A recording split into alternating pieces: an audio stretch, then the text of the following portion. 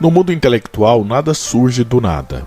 As ideias filosóficas surgem por meio de adaptação, seleção, deformação e complementação do que existia antes. Inspirando-se em Bob Dylan, podemos dizer que todo filósofo é sim um ladrão de pensamentos, e Marx não foi diferente.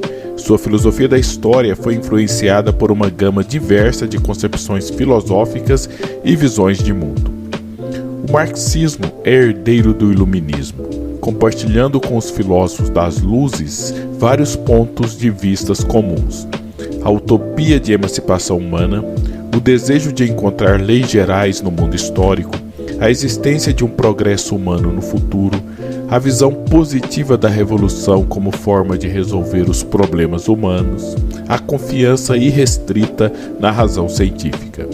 As duas matrizes teóricas que mais diretamente influenciaram o pensamento de Marx derivaram-se do iluminismo. O positivismo inglês, representado pelos economistas clássicos como Adam Smith, David Ricardo, Stuart Mill, Thomas Malthus, que forneceu a Marx instrumentos para a análise econômica do capitalismo, aprimorando a sua noção sobre conceitos como lucro, valor de salário, produtividade, dentre outros. Evidentemente que os economistas clássicos exaltavam o capitalismo e a burguesia industrial, enquanto Marx pregava o fim do capitalismo e analisava a economia a partir dos trabalhadores e não dos patrões. Marx também tem pontos de afinidades com a filosofia hegeliana. Acredita que a realidade é racional e pode ser apreendida racionalmente. Concorda que o movimento da realidade é dialético e que a humanidade vai se tornando mais autoconsciente com a passagem do tempo. Muito embora Hegel visse a consciência da liberdade e Marx a consciência da igualdade. Entre as muitas diferenças entre os dois, a principal é que Marx pensava a filosofia para transformar o mundo, enquanto Hegel via a filosofia como idealismo contemplativo. Uma frase famosa de Marx demonstra o distanciamento entre os dois. Os filósofos até agora se limitaram a interpretar o mundo de diversas maneiras, mas o que importa é transformá-lo. Muito embora a vertente que considera Marx como o herdeiro da tradição iluminista e um dos defensores da modernidade seja dominante entre os seus intérpretes, há também quem ressalte as influências do romantismo sobre o seu pensamento. Michel Louvi e Roberto Sayer, no livro Revolta e Melancolia, defendem que o romantismo é uma importante matriz teórica do pensamento marxista. Há muito de romantismo na crítica que Marx faz à sociedade industrial burguesa, culpada de reificar os seres humanos em mercadorias e de tornar o ter mais importante do que o ser. Outra tendência romântica no pensamento de Marx é a valorização das sociedades primitivas, que viviam numa espécie de comunismo primitivo, sem existência da propriedade e com uma ampla autonomia das mulheres.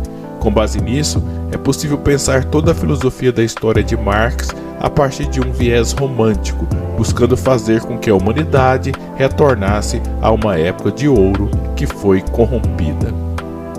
Outro elemento que sutilmente pode ter influenciado Marx foi o messianismo judaico-cristão.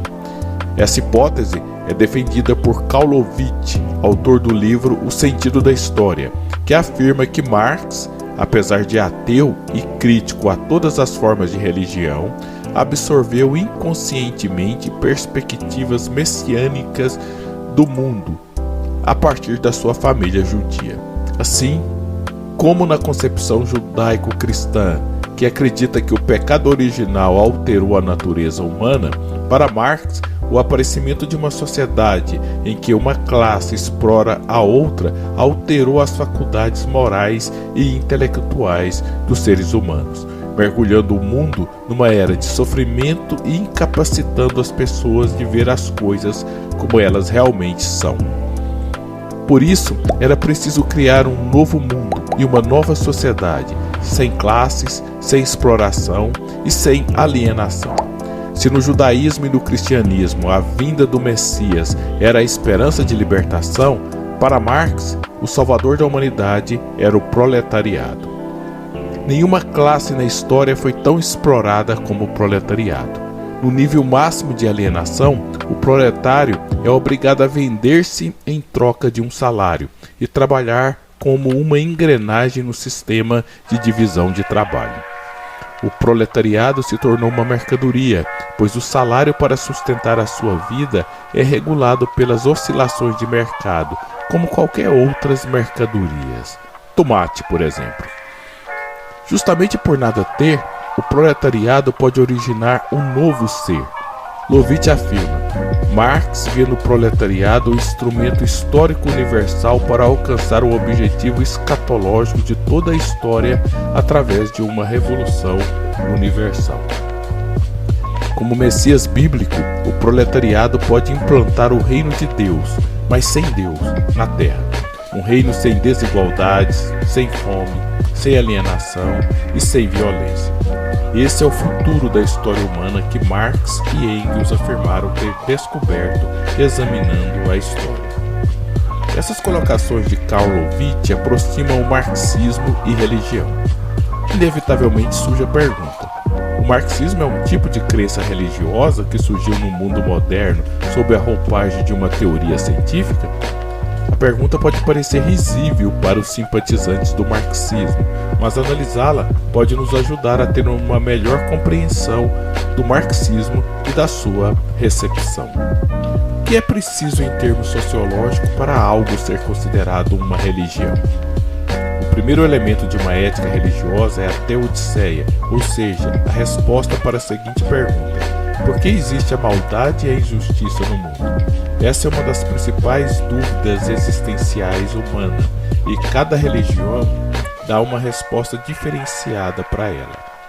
Pecado original para o cristianismo, pecado em uma vida anterior para as religiões que acreditam em reencarnação, o mal e o bem fazem parte do cosmos para os maniqueístas, o sofrimento na terra faz parte de um plano de Deus para os que acreditam na predestinação.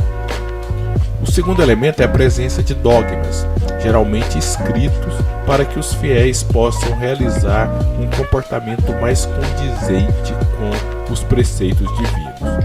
Torá, no judaísmo, Bíblia, no cristianismo, Alcorão, no islamismo, Tripitaka, no budismo, Vedas, no hinduísmo, Livro dos Espíritos, no kardecismo, e por aí vai. O terceiro elemento é uma recompensa futura para os praticantes exemplares da ética religiosa: o paraíso, o aperfeiçoamento da alma por meio de reencarnações sucessivas, um nível extraordinário de consciência de si mesmo, como no Nirvana budista. O quarto elemento é a existência de profetas, ou seja, os divulgadores da boa nova religiosa para os demais seres humanos, como é o caso de Moisés, Jesus, Maomé, Buda, Allan Kardec, Jim Jones. No sentido sociológico, profeta é qualquer um que consegue convencer um grupo de discípulos de que ele é portador da mensagem divina.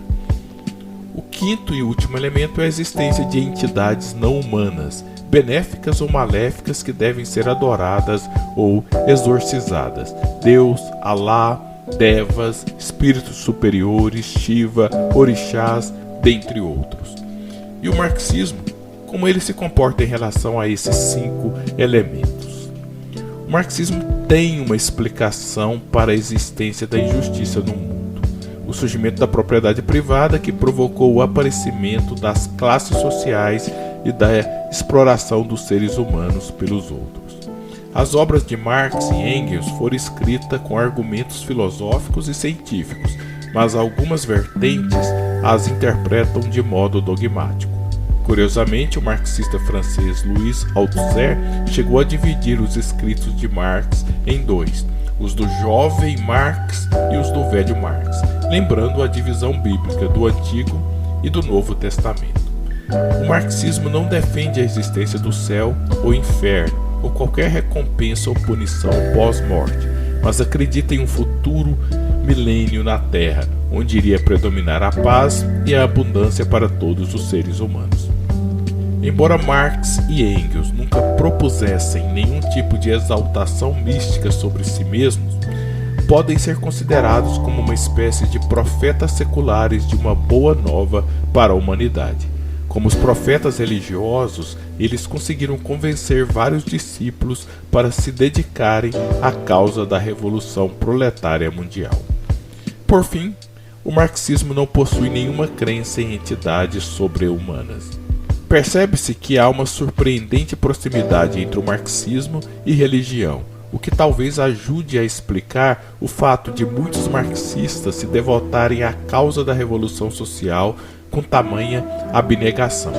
Como quase todas as crenças religiosas, os marxistas também têm os seus mártires, Olga Benário, Rosa Luxemburgo, Antônio Gramsci, dentre outros. A força persuasiva do marxismo é tão grande que pessoas provenientes de classes altas mudaram radicalmente a sua vida ao aderir à teoria, como foi o caso do brasileiro Caio Prado Júnior e do húngaro George Lukács. Talvez essa proximidade tenha facilitado a criação da teologia da libertação, uma mistura de catolicismo com marxismo, que influenciou fortemente a América Latina. Mas e aí? O marxismo seria então uma religião sem Deus? A minha resposta é sim e não. Evidentemente, o marxismo é um corpo filosófico que faz uma interpretação secular da história humana, como faz Hegel, Comte, Nietzsche. O marxismo é mais uma teoria explicativa da realidade histórica. Contudo, qualquer coisa pode se tornar uma religião, dependendo do significado atribuído a ela por seus adeptos. O futebol é apenas um divertido jogo, mas é visto como uma religião para muitos torcedores fanáticos. Jamais eu vou deixar o Santa Cruz por causa de uma mulher. Eu prefiro perder a mulher do que perder o Santa Cruz. Mulher tem muita. Nesse sentido, muitas pessoas viram no marxismo o que Max Weber chamou de sucedâneo ideal para a religião no mundo moderno. Ele dá sentido existencial à vida individual, possibilita uma orientação moral sobre o certo e o errado e indica uma solução para os problemas da humanidade. Como diz Bertrand Russell, Marx se dizia ateu, mas conservava um otimismo cósmico que somente o teísmo poderia justificar. Olá, se você gosta desse tipo de vídeo, você é uma pessoa diferenciada e inteligente. Então, venha fazer parte do clube, inscreva-se no canal. Eu sou o professor Eliezer e agradeço pela atenção.